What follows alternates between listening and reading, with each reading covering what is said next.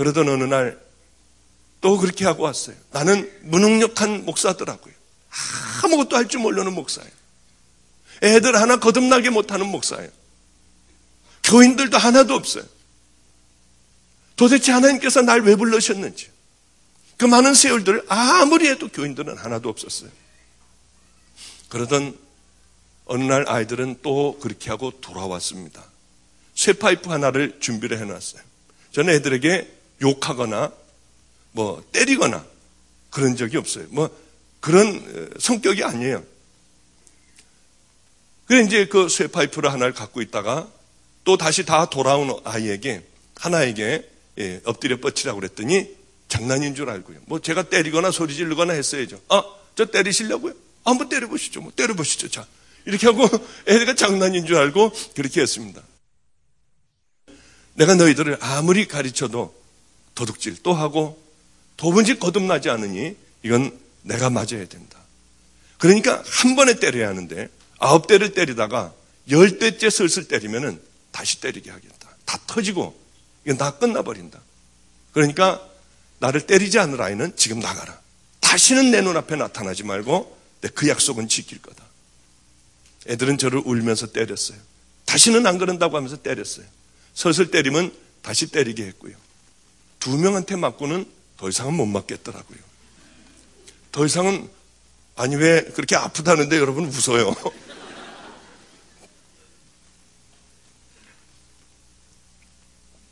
있는 힘을 다해서 쇠파이프로 휘둘르는데 젊은 애들이 휘둘르는데요.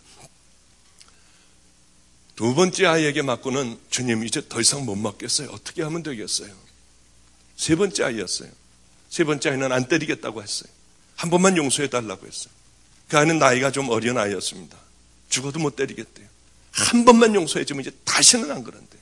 때린 아이는 이렇게 땅바닥에 앉아서 울고 있었어요. 다들. 아니야 때려야 해.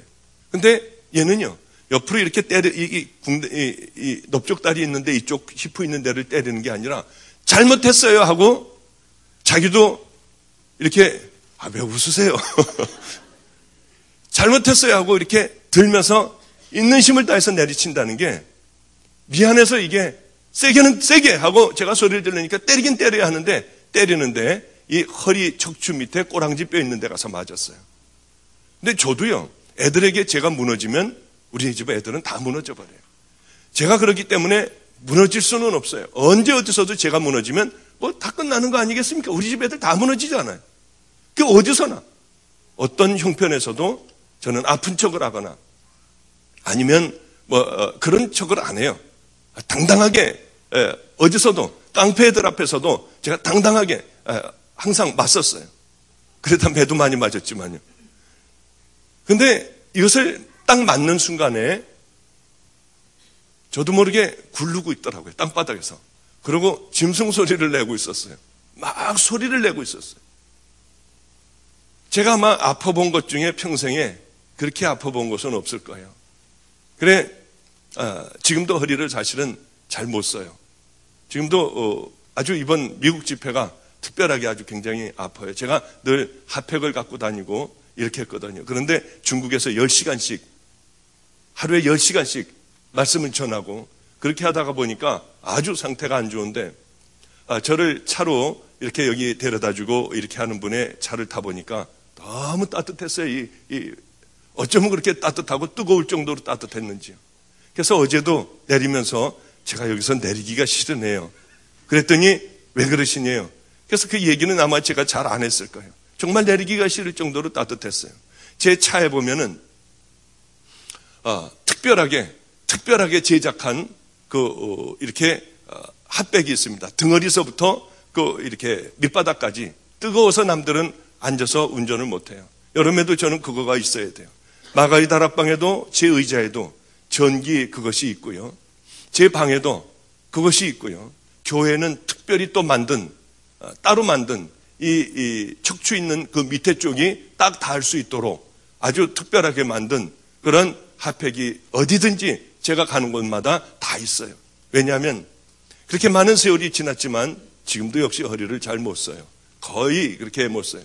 특별히 날씨가 궂은 날 같으면은 어떤 탕 속에 들어가서 움직이지 않으면은 참 하루를 힘들게 보내게 됩니다. 그래도 얼마나 감사한지요. 그런데 그러고 나서 다시 이제 일어나서 맞는데요. 애들이 막 울었어요. 막 다 울었어요. 그런데 그 다음에 또 맞는데요. 놀랍게도 하나도 안 아픈 거예요. 그냥 이 털썩털썩 하는 느낌만 있지, 애들이 그렇게 때리는데, 울면서 때리고요. 막 소리 지르면서 때리고요. 그런데 전혀 안 아프더라고요. 그 매를 하여튼 다 맞았어요. 약속한 그 아이들의 매를 전부 맞았어요. 덕분에 엎드려서 한 달 정도 이렇게 살았지만요. 얼마나 감사한지. 너무 하나님 앞에 감사했어요. 그 이후로 지금서부터요. 그 이후로 지금까지 한 번도 애들은 도둑질 한 적이 없어요. 얼마나 감사한지. 애들하고 얘기를 했어요. 너희들은 왜 나를 때리고 변화됐니? 아니, 말도 안 되잖아. 너희들이 왜 나를 때리고 그렇게 도둑질을 안 하기 시작했니? 새벽마다 애들이 울었어요. 새벽마다요. 왜 그랬니? 세상이 다 거짓말인 줄 알았대. 우리 부모도 그렇고, 우리 주변에 있는 형제도 그렇고, 다 거짓말인 줄 알았대. 그랬는데, 저하고 살면서 자기하고는 상관도 없고 피도 섞이지 않았는데, 자기를 위해서 맞는 사람은 처음이었대요. 쓰러져서 소리를 지르고요. 막 이상한 소리를 내면서 눈에 초점이 안 맞아 그렇게 굴르고 있는 저를 봤대요. 그리고 일어나서 다시 맞더래요. 그리고는 한 달 동안 움직이지도 못하고 그러고 있는 저를 봤대요. 그러면서 그래, 그렇구나. 나도 세상에서 나도 사랑받는구나. 그것을 깨달았대요. 우리 애들이 이제 큰 애가 있어요. 지금 대학교 다들 대학 다녀요 이제. 근데 그 중에 한 애가 요즘에 와서 하는 얘기가 있어요. 와서 제가 몸이 아프고 그러면 애들은 울어요. 제 발을 이렇게 주물러 주면서 우리 목사님 나으셔야 하는데, 우리 목사님 나으셔야 하는데 하면서 그때 얘기를 얘가 한번 했어요. 우리 태균이라는 아이. 그 아이가 뭐라고 하느냐면, 목사님, 그때가 없었으면은 저는 버림받았을 거예요. 왜? 목사님, 저는 그때는 몰랐어요, 그냥. 목사님은 그냥 고맙고, 그냥 귀한 분이라고 생각을 했고, 저 목사님을 위하여 내가 목숨을 걸어야겠다. 저 목사님을 지켜드려야겠다는 어린 마음에 그런 생각을 가졌대요. 그랬는데, 요즘 목사님 생각해보면요. 예수님이 우리를 위하여 채찍도 맞으시고 십자가에 달려 돌아가시고요. 모진 고난, 모진 어려움 다 겪었는데 목사님을 보면서 그 옛날을 목사님을 생각하면서 우리들은 거듭났대요. 그런데 이거는 하나님의 아들이신 그분이 십자가에 달리셨다는 거예요. 그런데 왜 그걸 보고 우리는 거듭나지 못하니? 왜 그걸 보면서도 우리는 새로워지지 못하는지 모르겠다고요. 그러면서 그 아이가 바로 얼마 전에 고난주간을 맞아서 그런 얘기를 저에게 해줬어요. 그 얼마나 참 감사했는지요. 그런 어려운 가운데 사는데도 여전히 힘든 거예요.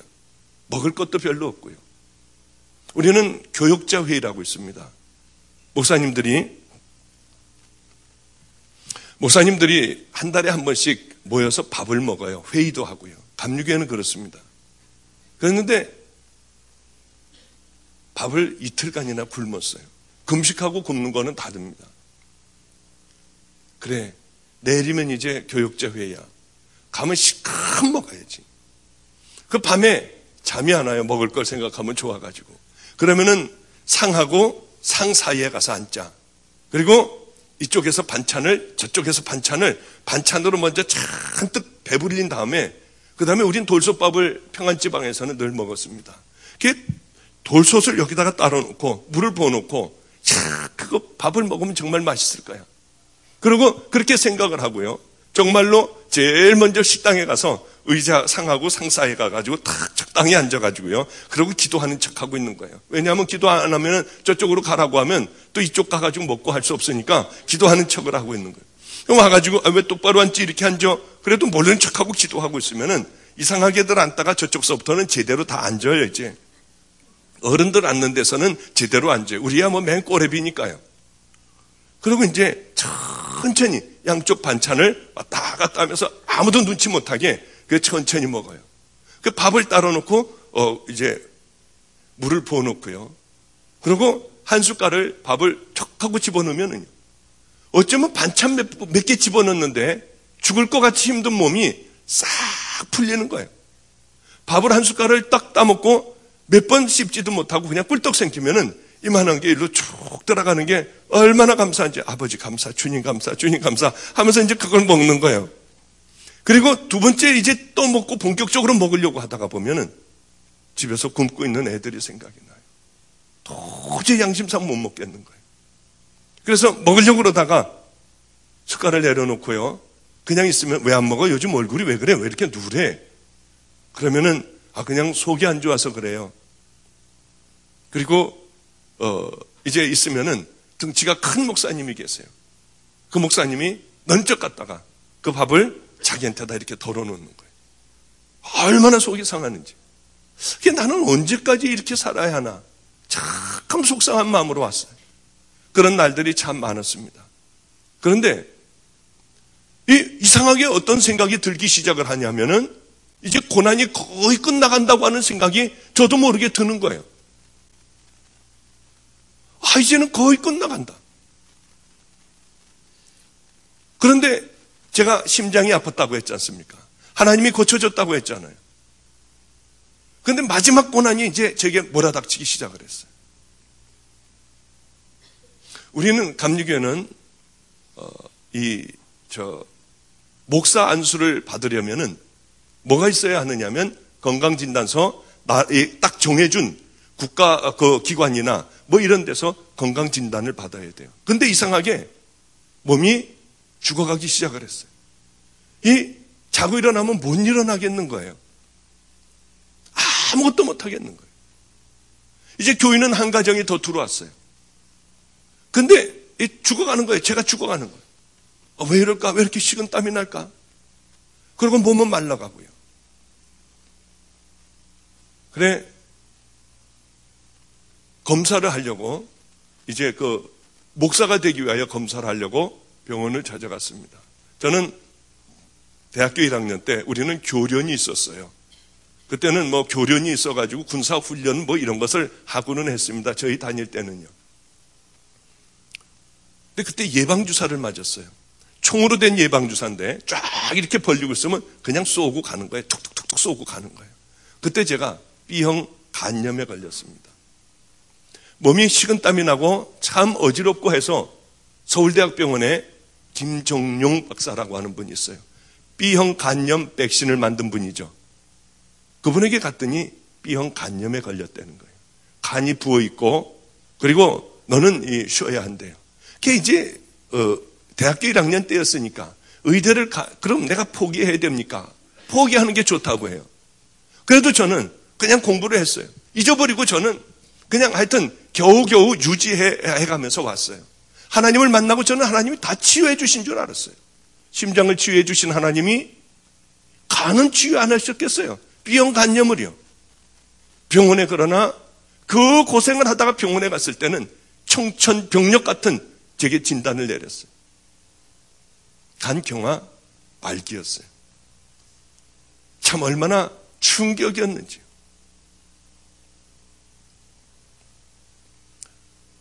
그래서 이걸 아무에게도 얘기를 못하는 거예요. 한 번은 피를 쏟기 시작을 하는데 정말 충격이었어요. 죽었구나 생각을 했어요. 간이 딱딱해져 있지 않습니까? 간에는 피가 많이 들어가는데 딱딱해지니까 간으로 들어갈 피가 혈관 있는 데서 마치 고무풍선에다가 물을 잔뜩 집어넣고 있는 것과 같은 거예요. 한번 터지면은 약한 곳에서 한번 터지면은 걷잡을 수 없는 거예요. 그런데 저는 살아났어요.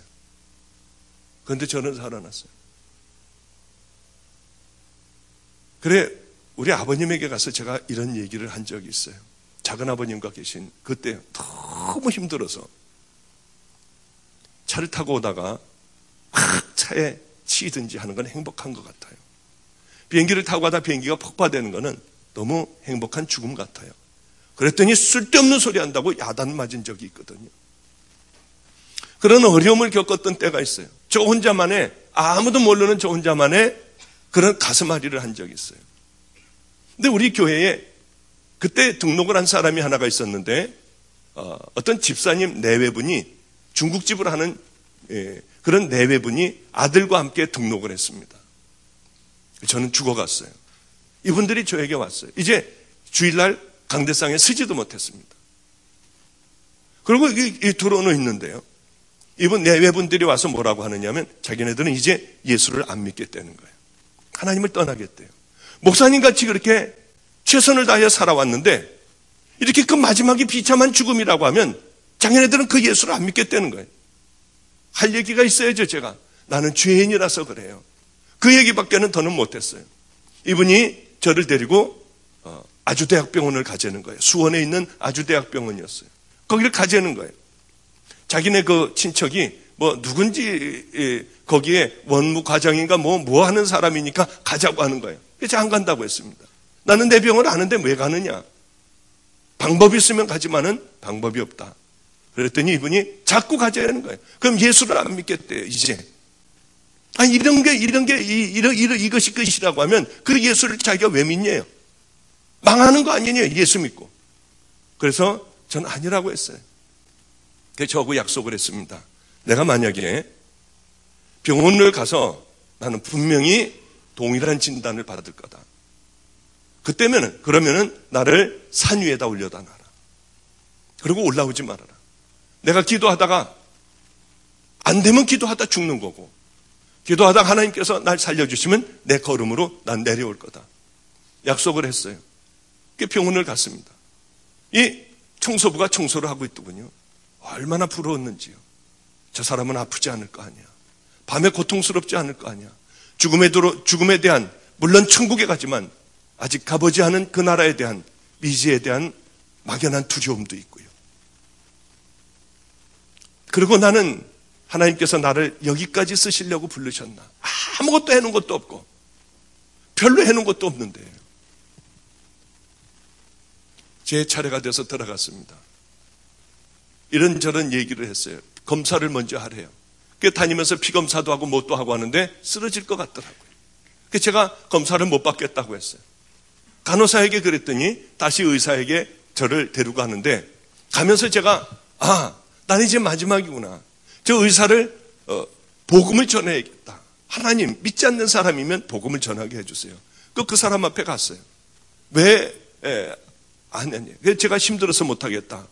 그럼 복음 먼저 전하기 시작했어요. 심장병을 하나님은 나를 치료해 주셨는데 예수 믿더라고요. 횡설수설하는 거죠. 그러니까 그런 얘기 하지 마시고 지금 왜 어떠고 왜 여태까지 놔두고 뭐 지금 어느 상태인데 왜 이렇게 놔뒀니. 하여튼 저는 복음만을 얘기했어요. 믿질 않고 미친 사람 취급을 하더라고요. 그래서 영어로 얘기 시작을 했습니다. 나는 의사였다고요. 그리고 의학 용어를 전부 써가면서 나는 사실 이랬다. 이분이 깜짝 놀라서 저를 쳐다봐요. 그럼 지금 뭘 하고 있느냐. 왜 여태까지 병원을 안 갔니. 저는 목사입니다. 그래서 버려진 아이들과 이만큼 뭐가 고민이냐. 제일 힘든 부분이 뭐고 당신을 여기까지 오게 한 게 뭐냐요. 나는 하나님을 만났고 나는 버려진 애들하고 함께 살고 얘네들이 거듭나지 않아서 저는 그것이 제일 괴롭습니다. 그랬더니 그 얘기를 듣더니요. 자기는 교회 한 번도 안 갔대요. 어렸을 때 크리스마스 때밖에는 안 가봤대요. 당신은 하나님의 사람이라는 거예요. 아니, 인격장애, personality disorder. 이 인격장애는 돌아오기 힘든 것 알지 않습니까? 목사님은 대단한 일을 많이 했다는 거예요. 그런데 바로 그 믿지 않는 의사가 하나님이 함께 해주신다는 거예요. 저는 하나님이 하나도 함께 해주시지 않는 줄 알았어요. 배가 고플 때 라면 하나도 못 주셨고요. 제가 도망갈 때 붙잡혀서 매맞게 했고요. 도무지 제게는 인간적으로 풀리는 게 하나도 없었어요. 그런데 그분이 아이고 하나님이 함께 해주시네요. 그 얘기를 하는데 갑자기요. 눈물이 나기 시작을 했어요. 어떤 현상이 나오냐면 지옥에서 천국으로 싹 올라오는 그런 어떻게 모든 결박이 풀리고요. 두려움이 풀리는 그런 느낌을 제가 받았는데 어떤 사람이 박하향 같은 것을 코에다가 후 불어주는 그런 잠깐 동안의 그 일이었지만은 화한 느낌을 받았어요. 그것이 제 혼자의 느낌이었는지 어땠는지 모르지만 하여튼 이렇게 뭐가 좀 이렇게 시원하고 가벼워지는 그런 느낌을 받았어요. 지옥에서 천국에 오는 그런 느낌이어서 제가 막 울었어요, 거기서. 그랬더니 이분이 사람은 죽는데요, 다. 빨리 가고 천천히 가고 하는 거고 신앙심이 있으니까 다 받아들일 수가 있지 않냐요. 저는 그래서 우는 게 아니었거든요. 근데 당신 같은 사람도 치유된 적이 있다는 거예요. 케이스가 있대요. 그러면서 뭐라고 하느냐면 힘드니까 그러면 초음파서부터 먼저 하고 그 다음에 내시경하고 그건 먼저 한번 보자는 거예요. 그래서 저는 초음파실로다가 끌려갔습니다. 그런데 그렇게 막 기쁨이 막 오더라고요. 이렇게 주님에 대한 확신이 오는 거예요. 그게 초음파실에 들어놓았어요. 그게 이제 찍찍물 바르고 한참을 이렇게 배를 불려라, 뭐 옆으로 해라, 뭐 해라 하면서 저는 제 병을 알기 때문에 엉망진창이죠. 제가 그 의사한테 여자 의사였습니다. 여자 의사한테 그렇게 얘기했더니 여자 의사가 뭐 어디 아프셨어요? 그러고 묻더라고요. 얼마나 충격이었는지. 제가 간이 아파서 왔습니다. 그랬더니 한의사한테 진맥하셨죠? 그러더라고요. 그러니까 진맥하고 당신 지금 이 간이 아프다고 해가지고 온 거 아니냐요. 간경화라고 하고 온 거 아니냐요. 얼마나 충격이었는지. 깨끗하대요. 얼마나 충격이었는지. 저는 그 하나님을 2번이나 만났어요. 그래서 이제 내시경 하는 데 가서 이제 피를 엄청 토했다고 하니까 내시경 하는 데 가서 하는데 이게 잘 안 들어갔습니다. 그래 송대에 있는 데를 다쳤어요. 그 같은 들어가서 쭉 해보더니 깨끗하다는 거예요. 그게 얼마나 충격이었는지. 그게 화장실로 가가지고 이제 다 닦았어요. 닦으면서 눈물만 나오대요. 눈물만요. 주님이 제 마음속에 이렇게 말씀하셨어요. 하나님, 왜 간은 놔두셨어요? 왜 지금 치유하여 주셨어요? 주님은 이렇게 말씀하셨어요. 너는 내가 심장을 고쳐준 지 13년이라는 세월이 흘렀다. 자, 이제는 너는 그 사랑을 거의 잊혀졌지 않니? 정말 예배도 엉터리로 드리고요. 이제 그 하나님을 희미하게 잊혀져 갔어요. 내가 너를 사랑했기에 간을 다시 놔뒀다. 자, 이제 너는 다시 나를 바라보고 남은 삶을 나를 바라봐라. 너를 사랑해서 다시 치유하였다. 얼마나 이게 놔둔 게요. 제게 저주인 줄 알았어요. 저는요. 이게 하나님께서 저를 사랑해서 놔둔 선물인 줄은 몰랐어요. 13년이라는 세월이 흘러 이제 주님을 만났던 그 감격도 어느 정도 사라질 때였고 이제 매너리즘에 빠져서 다 그냥 그렇게 살아가던 그때였어요. 하나님 저를 사랑하셔서 다시 그것을 남겨놨던 그것을 잊어버릴 때쯤에서 다시 치유해 주셨어요. 얼마나 감사했는지요. 그래 로비로 나갔어요. 이 두 분들은 말도 못하는 거예요. 저에게 어떻게 판정이 났고 뭐가 됐나. 우리 교회 방주교회 제가 여기 인천으로 오니까 이 모든 중국집도 다 닫아버리고요. 무조건 다 인천으로 따라온 분이에요. 이 아들은 우리 교회에서 지금도 드러머로 드럼을 쳐요. 근데 이분이 저는 나가가지고 주님 앞에 이제 드리려고 하니까 돈도 없더라고요. 다 이제 돈도 한 푼도 없더라고요. 주님 앞에 내 의사도 다 버리고 찢어버리고 할 수 있는 그것을 드릴 그것도 없는 거예요. 아무것도 없는 빌 털털이더라고요. 주님에게 뭘 드려야 하는데요. 너무 감사하고 기뻐서 사랑하는 사람에게 여러분 뭐든지 다 주고 싶지 않아요? 다 드리고 싶은데 아무것도 없는 거예요. 그래서 제가 세수하면서 울면서 주님, 저는 이제 드릴 것도 아무것도 없어요. 드릴 거라고는 이 몸뚱이 하나밖에 없어요. 주님, 이 몸을 드릴게요. 그리고 저는 부끄러움을 많이 타는데 전도는 하여튼 많이 해봤어요. 나가서 로비에 나가서 소리 지르기 시작을 했어요. 여러분 예수 믿으라고 미친 사람같이 소리를 질렀어요. 막 한참을 소리 질렀는데 소리가 나와야죠. 여러분 예수 믿으세요. 막 쥐어짜듯이 소리를 질렀어요. 여기저기 다니면서 막 소리를 질렀어요. 약국 있는 데서 약 타려고 하는 사람들이요. 자기 차례를 기다리고 있는 그 사람들이요. 번호인지 뭔지 하여튼 모르지만 그걸 기다리고 있는 사람들에게 가서 예수 믿으라고 그랬어요. 예수 믿으세요. 예수 믿으세요. 그 두 분들은 제가 미친 줄 알았대요. 제가 정신 나간 줄 알았대요. 그분들은 저를 보고 믿음을 가져요. 하나님은 이런 분이구나 하고 고개를 끄덕거려요.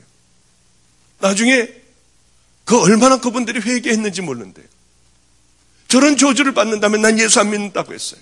이제 우리 교회 안 다니겠다고 했어요. 그것이 하나님의 사랑인 줄 지금은 다들 알고 있어요. 이제 고생이 거의 끝나간다고 생각을 했습니다. 어느 날 100만 원이라는 돈이 들어왔어요. 이런 일은 있을 수도 없어요. 야, 이제 100만 원을 애들하고 손을 붙잡고 막 좋아했어요. 야, 이제 이 100만 원어치 라면을 사가지고 교회에다가 잔뜩 싸놓고 우리 지금 마음껏 먹어보자. 애들하고 얼마나 좋아했는지 몰라요. 그런데 전화가 왔습니다. 우리 감리교회 관작교회라고 있어요. 그 교회에서 전화가 왔어요. 목사님 큰일 났어요. 우리 교회가 태풍으로 무너졌대요. 전번 주에 북경으로 제가 집회를 갔었습니다. 그런데 거기 장로님이 한 분이 와 계셨는데 그 장로님이 바로 거기서 이 대표 일도 하고 목소 일을 잘 하시는 분이기 때문에 그때 그 현장에 있었대요. 그래서 제가 100만 원이 하필이면 이때 왜 전화를 해? 그러고 이제 할 수 없어가지고 한쪽에는 70만 원을 넣고 한쪽엔 30만 원을 넣고요. 오른쪽엔 70만 원 넣고 왼쪽엔 30만 원을 넣고 갔어요. 웬만하면 30만 원만 주고 오자. 그리고 이제 갔어요. 이게 헷갈릴까봐 힘센 쪽에는 70, 왼손에는 30, 이래가면서 하여튼 운전을 하면서 갔어요. 가가지고 봤더니 그 예산 지방에 있는 전체 교육자들이 무너진 그것을 위하여 대패질하고 땀을 비 오듯이 흘려가며 8월 그 더운 때에 교회를 세워가고 있었어요. 얼마나 주님 앞에 죄송했는지요. 얼른 들어가서 100만 원을 다시 집어넣어가지고 갖다가 주었어요. 나오다가 보니까 웬 빼짝 마른 사람이 러닝셔츠 하나만 입고 더위에 헐떡거리고 있었어요. 젊은 사람이요. 병석이 완연했어요. 그래서 저는 와버렸습니다. 그래 주님. 그러고 이제 왔는데 이번에는 놀랍게도 200만 원이 들어왔어요. 이게 처음 있는 일이었어요. 누구누구 엄마가 주는 돈이라고 하고 200만 원을 누가 보내왔어요. 그런데 그 보내와서 이제는 설마 이거 쓸 일은 없겠지. 그러고 있는데 또 전화가 왔습니다. 그 관작교회에서 전화가 왔어요. 우리 감리교회예요. 예산에 있는요. 이제 다 완성이 됐으니까 목사님 오셔서 설교를 해달래요. 제가 왜 거기 갈 필요가 뭐가 있어요? 제가 돈을 냈으니까 설교를 하나요? 그렇지 않았어요. 그냥 안 가겠다고 했습니다. 그리고 나오다가 보니까 물어보지 말아야 하는 걸 또 물어봤어요. 나오다가 보니까 어떤 젊은이 병세기 도는 젊은이가 있었는데 그 사람 누구야? 모건대학원의 대학원생이래요. 그런데 당뇨병이 있다는 거예요. 교인이 하나도 없대요. 결정적인 얘기를 했어요. 학비가 없어서 이번에 쉬기로 했대요. 학비가 얼마인데? 200만 원이래요. 그래서 이제 제가 그러면 나는 집어넣지 말고 누구누구 엄마를 가서 기도해달라고 하고 내가 온라인으로 당신에게 돈을 줄 테니 직접 전해줘라. 나는 빼라. 그리고 온라인으로 돈을 보내줬어요. 이번에 저번 주에 제가 거기에 장로님, 그 지방에 장로님 있는 북경에 갔어요. 장로님이 얘기를 해주는데 충격이었어요. 바로 그때에 아버님이 돌아가셨답니다. 돌아가셨는데 돈이 하나도 없어서 장례를 치를 수가 없었대요. 그럼 멀거니 앉아있었대요. 시신을 놔두고요. 아무것도 없으니까요. 그랬는데 누가 200만 원을 갖고 왔더래요. 이건 저번 주에 들은 겁니다. 북경 가서요. 그 장로님에게 들었어요. 그래서 그것으로 장례를 먼저 치르고 들어온 부조 가지고 학교를 다시 다니기 시작했다고 하는 얘기를 들었어요. 주님 앞에 얼마나 감사했는지요. 주님께서 여기 와서 그 많은 세월이 지난 후에 여기 와서 또 듣게 하시는구나. 그리고 또 얼마나 있었어요. 그래도 우리는 굶었어요. 그러고 있는데 겨울이었습니다. 누가 문을 노크를 했어요. 어렸을 때 저희 어머님이 아버지가 아주 가난한 교회에서 목회를 하셨으니까 피아노를 가르치셨습니다. 그런데 그 피아노를 배우러는 은행장의 딸이 있었어요. 저고 나이가 그저 한두 살 정도 저보다 아래죠. 걔를 보면은 쟤는 여왕 같고 저는 조언 같았어요. 그렇게 생각을 했어요. 감히 쟤한테 말 한마디 붙일 수 없는 나는 그런 사람이라고 생각을 했어요. 초등학교 4학년 때요. 그리고 고등학교 때도 보면은 걔는 공부를 잘하는 아이였고 저는 공부도 별로 못하는 아이였어요. 늘 걔를 보면은 높이 보이고 저는 낯이 보였어요. 이제 제가 의사가 된 다음에야 비로소 동등하게 되겠다 하는 생각을 했어요. 그런데 그 겨울밤에 누가 노크를 하고 들어왔습니다. 우리 누님이 저기 계신데 누님이 딸이 메트로폴리탄 오케스트라 사위가 악장이고 딸이 거기서 하고 줄리아드 음대 교수고 그래요. 하여튼요. 근데 한국에 와가지고 어떤 그 음악회를 하는데 이 친구가 와가지고 아니 그러면 그 보영이 오빠는 어떻게 됐어? 그러니까 목사가 됐다고 해서 밤에 찾아온 거예요. 어느 분하고 천주교 신자하고 찾아왔습니다. 문을 여는데 저는 그때 까치머리에 냄새나는 옷을 입고 있고요. 파카를 입고 있고요. 그리고 불을 아끼느라고 어슬무리하게 켜놓고요. 그래 까치머리 누구세요? 했더니 저예요. 그래서 저가 누구세요? 하고 문을 열었어요. 애들은 이 의자에서 몇 명이 자고 있었고요. 봤더니 얼마나 부끄러운지요. 저는 또 거지가 돼 있더라고요. 왜 그런 모습만 그분에게 왜 그런 모습만 제가 자꾸 보이는지요. 저는 한없이 초라했고 그분은 아주 멋진 그런 옷을 입고 있었어요. 나중에 그 얘기를 하더군요. 제가 거지 같은 모습으로 섰는데 그렇게 성자 같은 모습이더래요. 예수님을 본 듯한 착각을 자기가 일으켰다고 하더라고요. 저는 부끄러워 어쩔 줄을 몰랐는데요. 그 자매가 아니라 같이 온 이런 분이 있었습니다. 천주교 신자였어요. 이 신자가 우리를 보더니 기가 막히게 하는 거예요. 추운 겨울에 아무것도 떼지 않고 저러고들 사는 걸 보고 충격을 받았던 모양이에요. 제가 알고 있던 그 자매가 아니라 바로 옆에 따라온 분이 3일 후에 와서 천주교 신자인데 헌금을 하겠대요. 3일 후에 정말 그분은 왔습니다. 와가지고 헌금통에다 헌금을 하면서 꼭 자기가 나간 다음에 보래요. 그래서 이제 그분 나간 다음에 아이고 야 이제는 무조건 라면을 100만 원이면 100만 원치 사야겠다 생각하고 그것을 꺼내서 하나님 우리에게 가난한 우리에게 먹을 걸 주셔서 감사해요. 저분에게 자녀의 축복을 허락해 주세요. 그리고 이제 그걸 갖고 와서 강대상에 와서 또 한 번 기도를 하고 열어봤는데 한 장이었어요. 10만 원이 넘더라고요. 봤더니 100만 원인 것 같아요. 100만 원보다 공이 더 있더라고요. 1000만 원 같더라고요.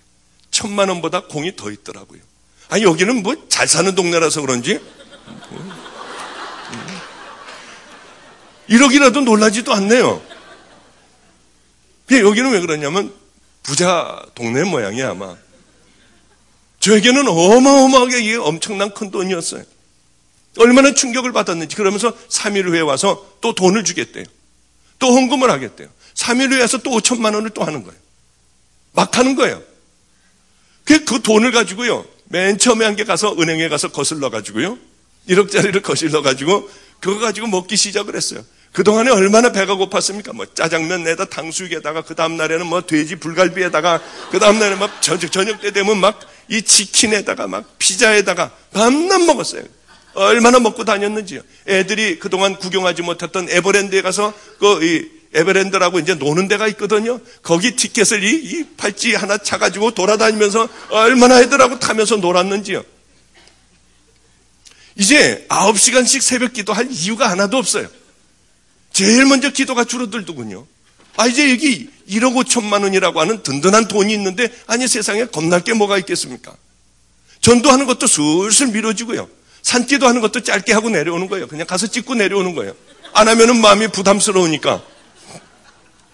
그러고는 이제 뭘 먹을까 이 고민을 하는 거예요. 이제 야 오늘은 우리 탕수육 먹는 게 어때? 못 먹겠어요. 야 그럼 돼지갈비는 어때? 얘기하지 마세요. 못 먹겠어요. 우리 이렇게 살았어요. 이렇게요. 그리고 그분들은 매번 300만 원씩 다달이 주는데 돈 주는 걸 제가 사실은 지금도 못 받아요. 잘요.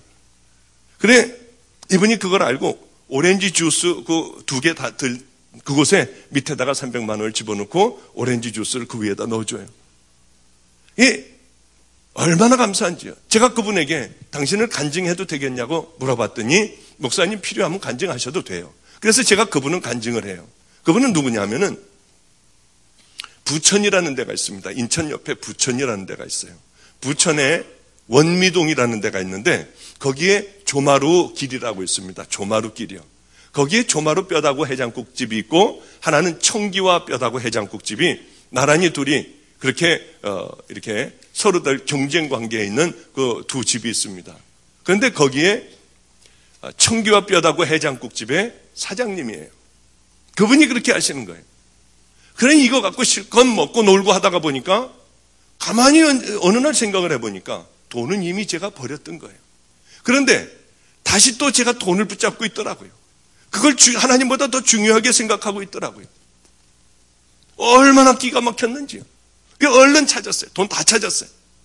찾아가지고 한 군데다 몽땅 다 넣었어요. 한 푼도 남기지 않고요. 1,000원짜리까지 다 찾아놓고 그분에게 찾아갔어요. 내가 이거 갖고 있다가 하나님과의 사랑이 끊어질 뻔했다. 다시 가지시라고 그랬어요. 이분은 그래봐야 100만 원 썼겠습니까? 이분은 절대로 내가 당신에게 헌금했냐? 내가 하나님 앞에 했지 당신에게 했느냐? 나는 안 가진다. 그분은 가져라. 나는 못 갖겠다. 그러면서 드디어 그 돈은 중간에 떠버렸어요. 저거는 관계없는 돈이 되어버렸어요. 얼마나 감사한지요. 그러면서 또 시간이 흘렀습니다. 어느 날 아이들하고 함께 살고 있는데 어제 말씀드렸다시피 애들 학교를 보내고 이제 애들도 제대로 되기 시작을 했어요. 그러나 우리는 먹을 게 없었어요. 그리고 기도를 하고 있는데 갑자기 주님께서 저를 부르셨어요. 내 종아, 내가 다 봤다. 고맙다. 이제 내가 너를 이렇게 사용하겠다. 오랜 기간 동안 수고했다 내 종아. 그 말씀이 있었어요. 그러면서 사람들은 모여들기 시작했습니다. 그렇게 한 명도 하나님을 만나고 13년 동안 그 고생을 했는데 교회는 하나도 없었어요. 그때서부터 사람들이 몰려오기 시작을 하는데요. 금방 교회가 꽉 찼습니다. 그래서 이제 더 이상 어떻게 예배드릴 장소가 없었어요. 그래 얼른 다시 그분을 찾아가서 당신 그 돈 줬던 그 중간에 뜬 돈으로 우리가 교회를 이사가서 좀 크게 만들면 어떻겠느냐. 너무 좋아하셨어요. 그래서 그 돈을 가지고 교회를 큰 곳으로 이사를 갔습니다. 한 3년 정도면은 충분하겠다고 생각을 했어요. 그러면 여기는 채워지겠다고 생각을 했어요. 2달 반 만에 교회는 또 꽉 차버렸어요. 얼마나 하나님 앞에 감사했는지요. 주님께서 이제 네가 깜짝 놀랄 만한 일들을 보리라. 제게 말씀하셨어요. 너는 평생 다니며 잘못된 믿음으로 넓은 길을 가고 있는 그들, 내 앞에서 와서 천인공노할 일들이 수없이 일어나는 그 일들을 너는 맛보지 못하게 해라. 좁은 길로 가게 하고 너는 그들을 깨달아 순종의 길로 가게 해라. 주님은 그 말씀을 하셨어요. 다른 건 제가 다 믿을 수 있었어요. 그러나 네가 이 말씀을 전하면은 많은 자들이 내게로 돌아올 것이다. 주님께서 그러셨는데 그거는 정말 자신이 없었어요. 아니 저는 제가 제 자신을 잘 아는데요. 우리 한 달에 한 번씩 모이는 목회자 회의에도요. 저는 가서 목사가 돼서도 기도시킬까 봐 화장실에 가서 왔다 갔다 하다가요. 기도시키는 거 끝나면 그 다음에 들어갔어요. 그래서 열심히 기도문을 하나를 내가 이렇게 살아서는 안 되겠다 목사가. 그리고 기도문을 하나를 외웠어요. 아주 달달달달달달 외웠어요. 이제는 가서 자신 있는 거예요. 하나님 우리 평안지방을 사랑하시는 하나님 감리사님을 모시고 귀한 회의를 하게 해주시니 감사합니다. 다 외웠어요. 그걸 한 장을요. 그리고 이제 제대로 이제 앞에 가서 딱 앉았죠. 영락없이 기도시키려고 하면 나타나지 않던 저 사람이 오늘 나와가지고 기도를 시키는 거예요. 그럼 박보영 목사님 기도해 주시기 바랍니다. 그때서부터 가슴이 터질 것 같이 뛰기 시작하고요. 입이 마르기 시작을 하고요. 그러면 일어나가지고 하기는 하는데 다 잊어버려요. 왜 했던 거 다 잊어버려요. 도대체 뭘 중얼거리고 있는지 뭘 흥설수설하고 있는지요. 그런 목사였어요. 별 볼 일 없는 목사였는데 하나님께서 저를 쓰신다고 해요. 하나님은 약속대로 정말 여기까지 오게 해주신 하나님이에요. 요즘엔 너무 감사해서 우리 주님 앞에 기도를 해요. 하나님, 도대체 나 같은 걸 왜 쓰세요? 나는 너를 아직 세우지 않았다. 너를 만방에 알리는 중이다. 내가 너를 세우는 그날이 있을 것이다. 아이고, 얼마나 과분하고 얼마나 감사한지요. 도대체 나를 왜 쓰세요? 제가 주님에게 물어봤어요. 너는 버린 것들을 잘 세워놨다. 여러분, 우리는 더러운 것들을 보지 않으려고 해요. 냄새나고 취하는 것들은 피하려고 해요. 그러나 그 사람들을 사랑하면은 하나님이 얼마나 기뻐하시는 줄 아세요? 자녀의 축복을 받고 싶습니까? 버려진 아이들을 잘 여러분 섬겨보세요. 아우, 나는 그거 못해. 그 우리들의 힘으로 하는 것 아니더라고요. 저도 혼자 있는 걸 좋아해요. 저도 조용한 걸 좋아해요. 전 여행을 참 좋아해요. 책 읽는 걸 좋아해요. 음악을 좋아하고요.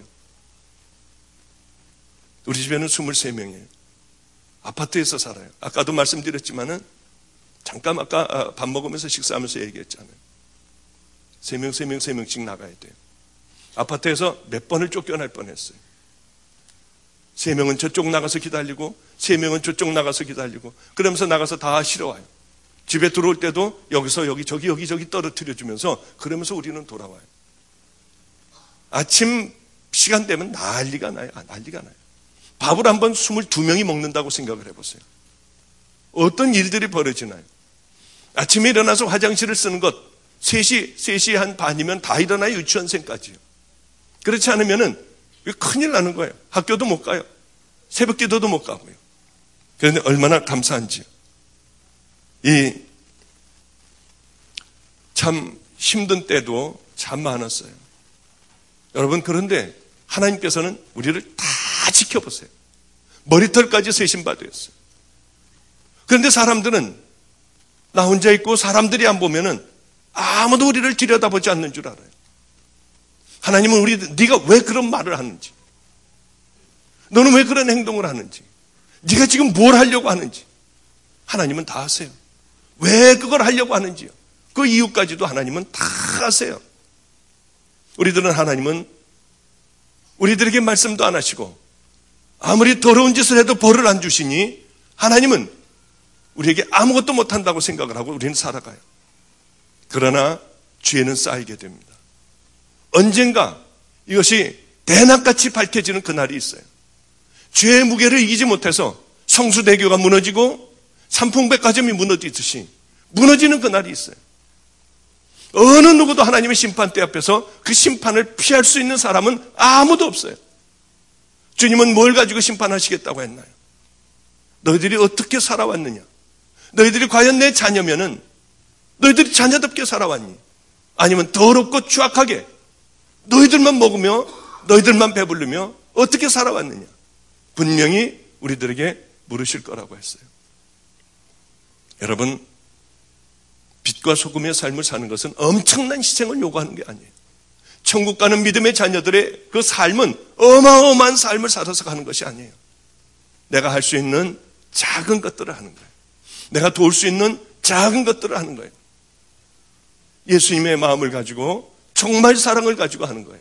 그럼 우리 주님은 그것만 가지고도 여러분들 사랑하세요. 그것만 가지고도 여러분들 정말 칭찬하세요. 저는 우리 아이들이 하나하나 변화되어 가는 모습이 얼마나 감사한지 몰라요. 정말로 고마워요.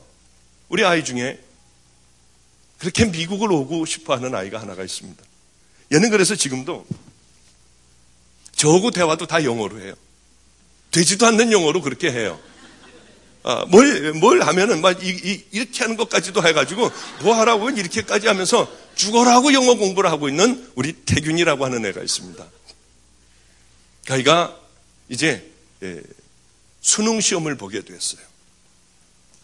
우리 애들은 얼마나 많이 먹는지요. 둘이서 라면 12개를 끓여서 먹어요. 그런데 그거 가지고 그게 다가 아니고요. 저는 사람의 위가 도대체 얼마만큼 들어가나 알지 못해요. 나머지 라면은 부셔서 먹는 거예요. 그런데 이 아이가 수능 시험을 보게 됐습니다. 대학을 가게 됐어요. 얼마나 기쁜지요. 우리 집사님이 얘 많이 먹는 거 아시죠? 하니까 우리 집사님이 이만한 찬압에다가 잔뜩 싸놨어요. 그리고 거기에 뭐 스니커즈라고 하는 초콜릿, 뭐 이래 또 커피, 뭐 이거 타먹는 그것까지 전부 다 해가지고 하여튼 과일까지 깎아가지고 한 찬압을 이만큼을 해줬어요. 얘 시험 보러 들어갈 때 얼마나 참 우스운지요. 세상에 소풍을 가는 건지 뭐 하는 건지 그 큰 걸 갖고 들어가는 거예요. 그런데 이 목요일 날이었습니다. 수능 시험을 보는 날이었는데 얘가 오지를 않는 거예요. 끝나자마자 나한테 얘기를 해라. 왜냐하면 내가 얼마나 애타겠니. 7시가 돼도 안 오고 8시가 돼도 안 오는 거예요. 9시가 다 돼갈 무렵에 애가 초췌해가지고 왔어요. 야, 시험 망했냐? 괜찮아. 내년 또 있으니까 괜찮아. 아니에요, 목사님. 이 찬압을 12시가 돼서 이제 얼른 점심을 먹으려고 이제 풀렀대요. 시험 잘 보고 풀렀대요. 점심시간에. 봤더니 너무 맛있게 보이더라는 거예요. 색색까지로 전부 싸놨는데 침이 그렇게 넘어가더래요. 먹으려고 하다가 노숙자들 갖다 줘야겠다. 이건 내가 도저히 못 먹겠다. 해가지고 다시 한 개도 집어먹지 않고 다시 싸고 그 자리에 앉아가지고 그냥 다음 시간까지 기다렸대요. 왜 저녁 6시에 끝나지 않습니까? 수능 시험이요. 그러니까 하루 종일 굶은 거예요. 그리고 그걸 가지고 노숙자에게 갖고 갔대요. 우리 애들은 노숙자들하고 얼마나 친한지요. 얘네가 시험을 본다든가 무슨 일이 있으면 노숙자들끼리 돈을 걷어요. 그래서 몇만 원을 봉투에 넣어서 애들에게 줘요. 가져가서 형님들 저 시험 잘 봤어요. 그리고 같이 나눠서 뭐 이렇게 나눠 먹었다고 해요. 양아치 같은 애였어요. 정말 세상에 별 볼 일 없는 아이였어요. 십자가를 만나니 아이들이 이렇게 거듭나더라고요. 길거리 가다가 신발 벗은 사람이 있으면 자기 신발을 벗어주고 학교를 그대로 벗은 채로 가요. 맨발로 가요. 맨발로 전철을 타고 맨발로 돌아와요. 얼마나 감사한지. 그래 여러분, 귀한 아이들이 늘 저녁 때만 되면 노숙자들에게 가서요. 지금도 가서 다들 이렇게 나눠주고 그분들 형님이라고 하고요. 형님하고 그분들하고 함께 목욕도 가고 이렇게 해요. 나가서 노동 해가지고 그저 한 5만 5천 원, 6만 원 받으면은 6천 원을 그 소개비로 띄고 한 5만 4천 원 정도를 받아요. 그럼 그걸 가지고 노숙자들하고 함께 살아요. 이렇게 섬기는 그걸 볼 때 얼마나 하나님 앞에 감사한지요. 아까도 우리 잠깐 얘기했지만은 12월 24일 날, 요전 24일 날 우리의 가장 귀한 것들을 노숙자들에게 주기로 했어요. 저도 예쁜 포장하고요. 우리 애들도 다 예쁜 포장을 했어요. 한 아이는 제일 아끼는 따뜻한 파카 털옷을 드라이 클리닝을 해서 그걸 집어넣고요.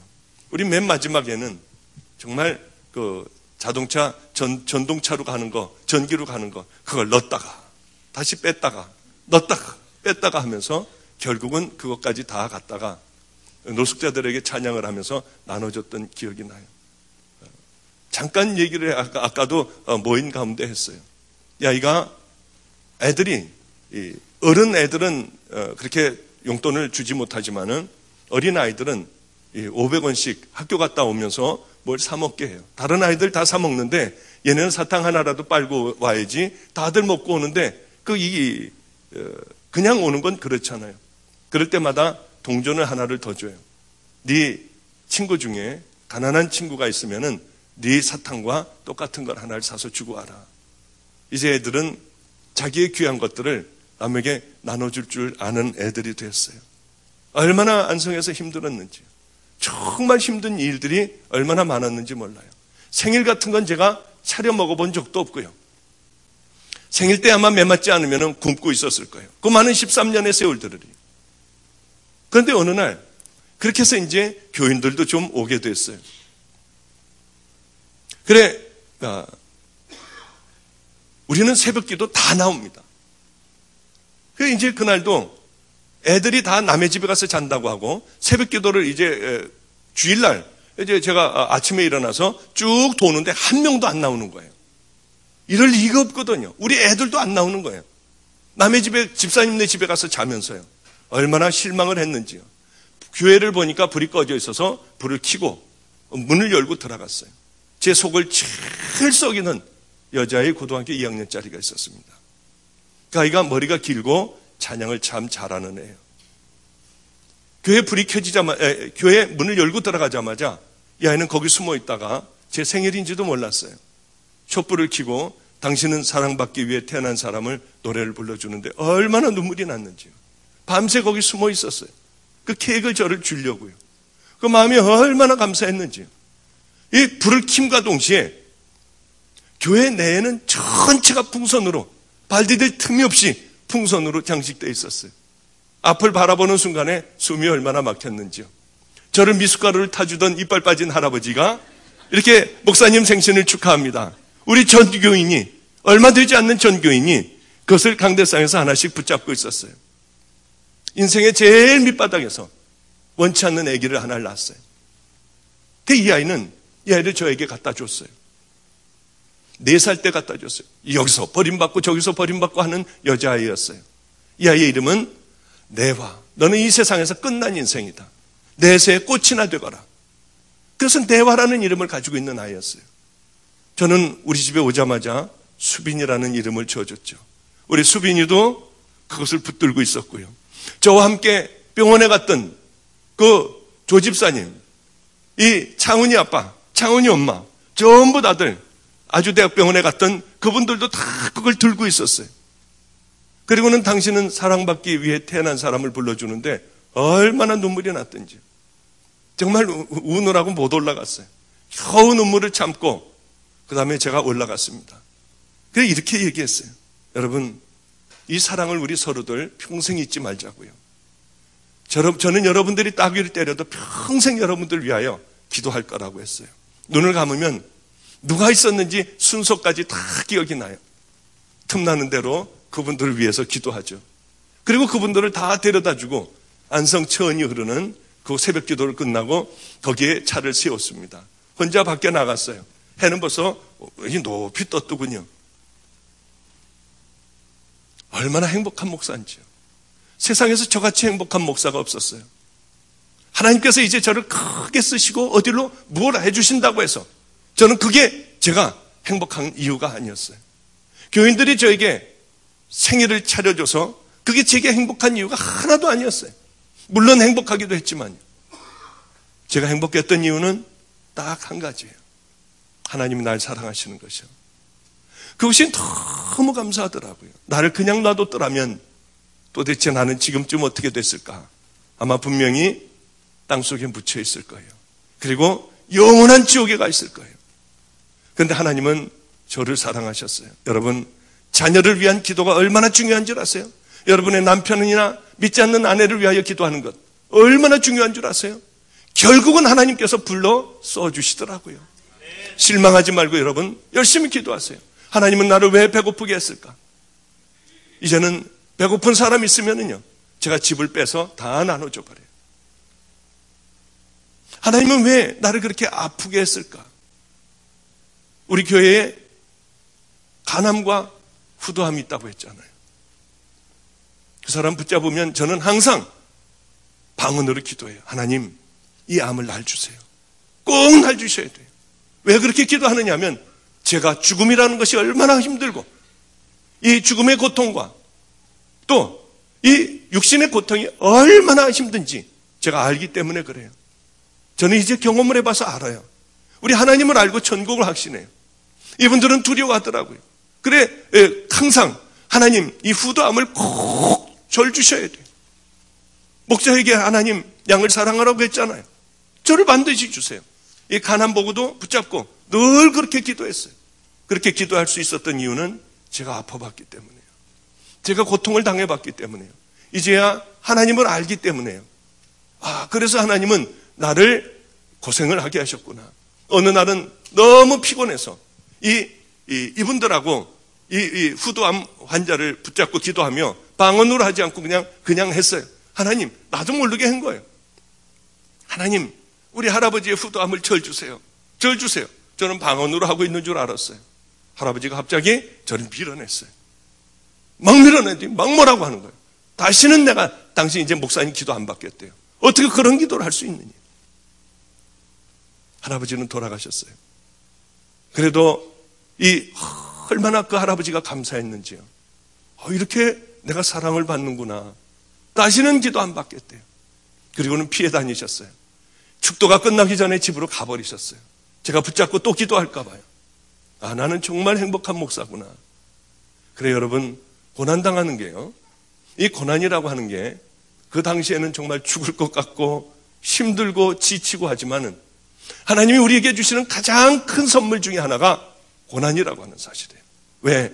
그렇게 만들어 가시고 그렇게 축복해 주시기 위하여 하나님께서는 잘 다듬어 가시는구나. 노숙자를 지금도 섬기고 그분들 아무도 들어가지 않는 노숙자들만 있는 환자방이 있어요. 얼마나 더러운지요. 썩은 내가 진동을 해요. 썩어가고 있더라고요. 그곳에 가서 옷을 다 벗기고 그곳에서 다 치료해 줄 수 있는 이유는 바로 제가 하나님의 사랑을 받은 사람이고 죽음 가운데서 저를 살려주신 하나님의 은혜이기 때문에 그렇습니다. 여러분, 이제 돈 더 내시기 전에 얼른 11시 전에 끝내야겠어요. 그래도 이제 앞으로 여기가 교회를 이제 져야 되고 사야 될 곳 아니겠습니까? 그렇기 때문에 11시 되기 전에 얼른 끝내고, 저도 이번에 절대로 여기에서 이 어떤 사례비는 안 받아갈 겁니다. 절대로 안 받아갑니다. 억지로 줘도 안 받아갈 거예요. 여기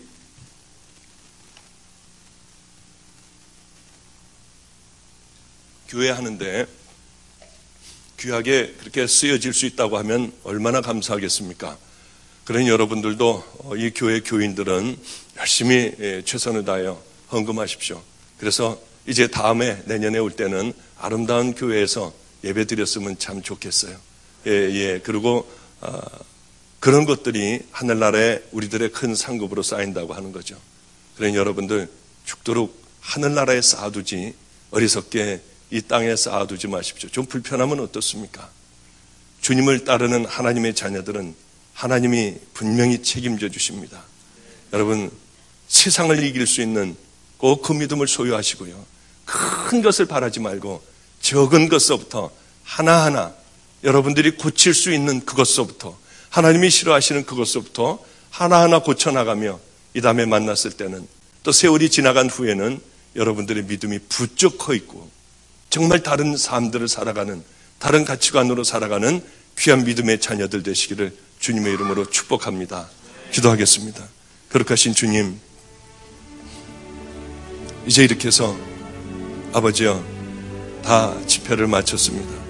하나님, 설교는 아니었지만, 하나님의 말씀을 쪼개고 깨는 것은 아니었지만 우리들은 늘 그 말씀을 들음에도 불구하고 그렇게 살아가지를 못했습니다. 주님, 우리를 붙들어 주시사 이제는 하나님의 뜻대로 순종할 수 있는 귀한 믿음의 자녀들 다 될 수 있도록 주여 축복으로 은혜로 함께하여 주시옵소서. 우리 이제 기도하려고 합니다. 아버지여, 이 기도 가운데 역사하여 주시사 아직도 천국문을 두드리지 못한 하나님의 자녀가 있으면 하나님, 오늘을 통하여 우리가 행위로 구원받지 않고 예수 그리스도의 십자가로 구원받음을 우리가 믿습니다. 분명한 믿음을 결단하게 하여 주시고 아버지여, 그 첫걸음이 회개인 것을 깨닫게 하여 주시사 그동안에 잘못 살아왔던 모든 죄악들이 있으면 철저하게 이 시간을 통하여 회개하게 하여 주시기를 간절히 바랍니다.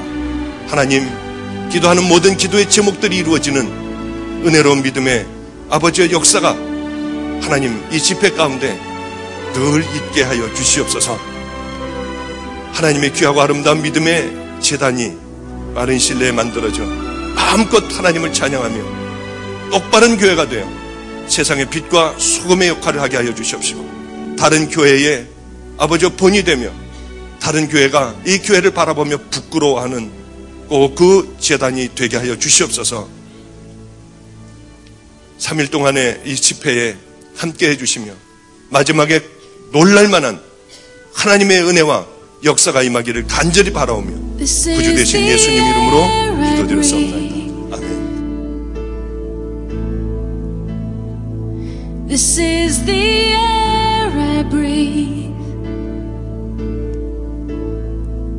Your holy presence living in me.